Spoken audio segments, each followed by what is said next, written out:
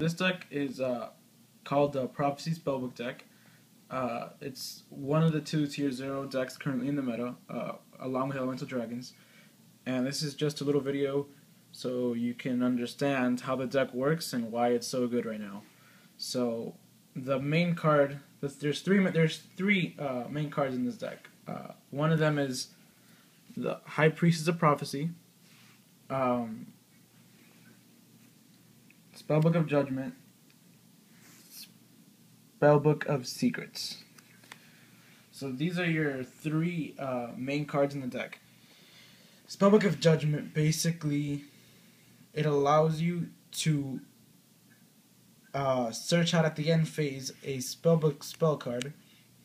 Depending on the number of spellbook cards you use that turn. And it is a quick play, so you can use it in your opponent's turn or during your turn. It doesn't matter. It's any spell card that is activated. So for example, one of the plays is you would do Spellbook of Judgment, you activate this, then you activate Secrets. This is your searcher. You search for any spellbook in the whole deck. So for example, you would search for the Magician, Spellbook Magician of Prophecy. He's Spellbook of Secrets in monster form. So you would activate him, and then you'd search for another of your spellbooks, usually Spellbook of the Master. And what this one allows you to do is to reveal one spellbook in your hand to copy another spellbook in your graveyard that you've already used. So you would reveal a spellbook, copy Secrets, and search out usually a Spellbook Tower or Spellbook of Fate, whichever one you need the most. You think you need the most for your play.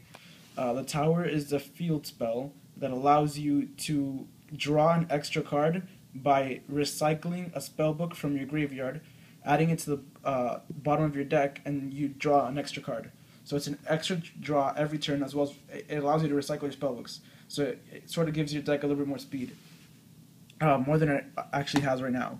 So if you want more speed and you already have a Fate in hand, you usually go for the Tower. But if you don't have Fate, you usually get Fate, which is your tool card. It has 3 different effects, and it's really broken right now because it doesn't target, so it gets over a lot of things, as well as they have to be able to chain to the effects at activation, not at resolution. So basically, it gets around a lot of things, and it's very, very useful. It has 3 effects. Effect number 1 is to send a set card from the field back to the hand. The second effect is to change the battle position of a monster face down or face up attack. And the third effect is to simply banish one card that your opponent controls. And you activate 1, 2, or 3 depending on the number of spellbooks you want to banish in your graveyard, which is easy considering in your opening hand you usually have this, and you already have 3, so you can do whatever you want with Fate. Fate protects you from anything. So if you're playing a deck that revolves around a normal summon, like Mermails, for example, if they summon Abyss Pike, you fade it away. Dragoonity, if they summon Ducks, you fade it away, and it completely stops a lot of decks' plays just by using Spellbook of Fate.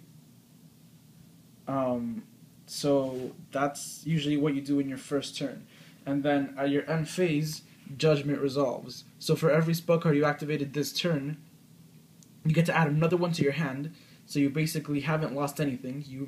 You go neutral. So usually what you would add would be another Spellbook of Fate for the next turn. If you didn't add Tower, you add the Tower, and then you can add any other spellbook to your hand. And then after that, you special summon a spellcaster from your deck whose level is equal to the number of spell books that you searched. So you would, for example, you'd summon Justice of Prophecy, and what she allows you to do is at the same end phase that is still your turn, you can banish her to get an extra spellbook, whichever one you need, and Priestess to your hand.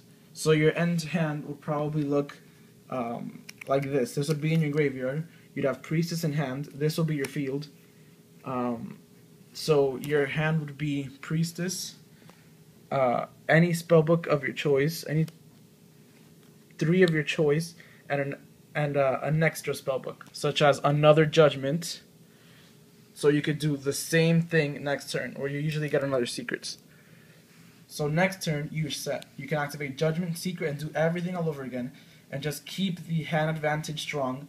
And you probably go through half your deck in 2 turns, so you know what you're going to draw. You know you're going to keep drawing into those Priestess or whatever, and Kaiku and Jowgen and stuff. So you basically maintain your hand advantage throughout the whole game, and while having the High Priestess, which is very good. All you have to do to summon her is reveal 3 spellbooks, and you can special summon her from your hand, and her effect is to banish 1 spellbook from your hand or graveyard, and destroy a card in the field, and that's it. It's as simple as that.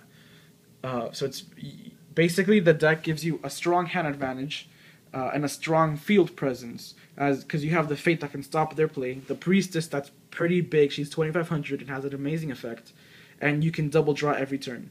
So that's why it's such a good deck. But those aren't the only plays, of course. There's things like that you have in the deck, such as Tune Table of Contents, which you can run if you want to, and it's these 3. So basically, this is if you open with any secrets, a Judgment, or a Magician in your hand. If you open up with any of these 3 in your hand, and 1 Tune Table, then you also basically set. So if you open up Judgment and Tune Tables, I have to activate Judgment, Tune Tables, which search for Tune Tables, which searches for Tune Tables, which searches for Tune Gemini Elf. So you have the 3 counters on Judgment, and you're set for your next turn. You're already going to do the same thing as if you would have had a Spellbook of Secrets or Select Magician. If you open up with Magician, you summon Magician, activate its effect, search Secrets, activate its effect, and search Judgment, and then do this. And then if you search with Secrets, you do the same thing. Use Secrets effect, activate, activate, activate, and then use Tune Tables. So basically, if you open up with any of these 4 cards, if your hand includes a pair of any of these 4 cards, then you have your combo set. So considering that you run 3 of each of these cards, that's 12 cards. So if you draw into any of those 12 cards, then you have your whole combo set, which is the odds are very, very high. That's why the deck is so consistent, because you're always, usually, every turn going to open up with your Judgment play. And there's nothing your opponent can do about it. If you go first, there's no way they can negate it. And if you go second, the only way that you can negate it is with Solemn Warning, is how they would negate Judgment. And even if they do, you can search on another Judgment and activate it, because if it's negated, you can activate another one in the same turn. So basically, your opponent can't do anything. You have this big field presence, this big hand presence, that they just can't over. They can't outspeed you. So that's another reason that the deck is very consistent. Another thing that I want to mention real quick is why this deck is so prevalent to dragons and why it can beat dragons so easily. And those reasons are Jowgen and Kaiku. So if you have your Judgment play and you go first, all you have to do is activate your 3 spellbooks with any method of the way that I just showed you. Activate the 3 spellbooks, Judgment, and then you end phase, you search for Jowgen, you put him in defense mode, and what he does is neither player can special summon. So their only way to get over this is to have Reactant or Stream, to normal summon it and destroy it, or to have Blaster in hand, which is, both of those things are very, very uncommon. And even if they do, like I said, with your Judgment play, you're usually the last thing you're gonna search for is gonna be a Spellbook of Fate. So even if they do manage to get around your Jowgen with like Stream or Reactant or whatever, you're gonna have your Fate. So as soon as they normal summon Reactant, you fade it away, or Stream, you fade it away. So considering it's the partner, it's one of the 2 tier 0 decks right now, and it can beat the other 2 tier 0 deck really easily, is why it's such a strong deck right now and part of the meta. So those are just a few of the combos you can do with the deck, and explaining, how it is. I hope it helped. Thanks.